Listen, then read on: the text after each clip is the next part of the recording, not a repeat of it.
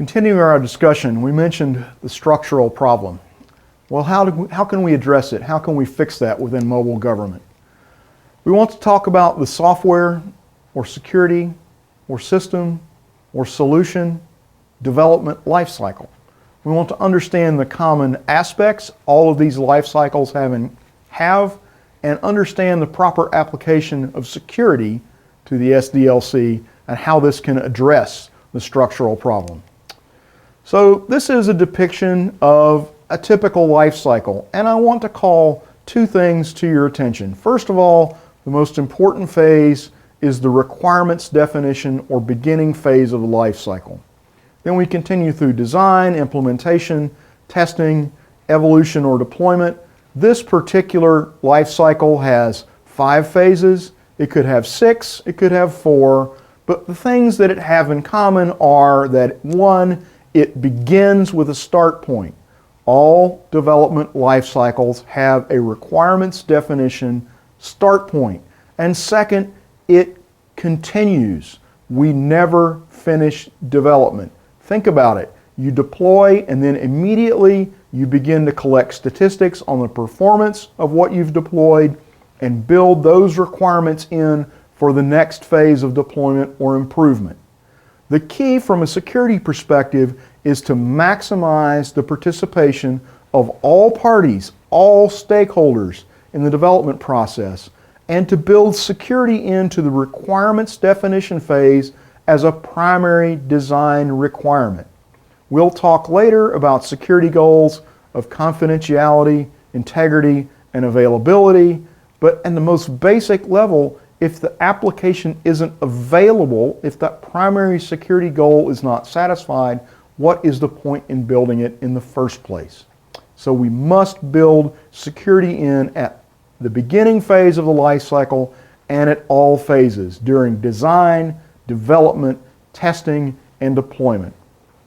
Continue that life cycle, build security in as you continue deployment, and roll these requirements in for the next cycle.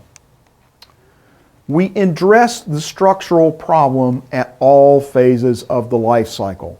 Build security in as a requirement, build secure design in the architecture, and we'll examine this later when we discuss avoiding or studying failures and avoiding structural problems in design.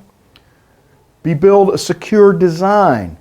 We use secure coding practices, proper coding, rigorous syntax to avoid vulnerabilities, and we test for security explicitly during the testing phase. Once we're deployed, we monitor for security events and we handle them. Now, it's easy to think that this is a crisis, but really nothing has changed. And what we actually have in the transition to mobile government is an opportunity to address this structural problem. Many of you will be rebuilding or re-architecting or significantly enhancing your infrastructure in the process of transitioning to mobile government. Take this opportunity, if you have not already, to build security in at every stage of the life cycle. So another way to look at this, think of it as an inoculation. Many of you have children. We take our children to see the doctor and we get them inoculated against common diseases. The child cries for a minute, perhaps is grumpy for the day because of the inoculation, but we avoid the other alternative, which is days in hospital or worse in the case of a serious disease. So, as we say, an ounce of treatment or a pound of cure, a gram of prevention, a kilogram of treatment. It's your choice. Thinking back to the beginning, putting yourself in the attacker's perspective, remember, he will attack your systems, he will find your weaknesses, he will break in, he will steal your data and sell it, he'll do it again and again and again. He'll always be there and it will never stop. And the attackers will only grow in numbers.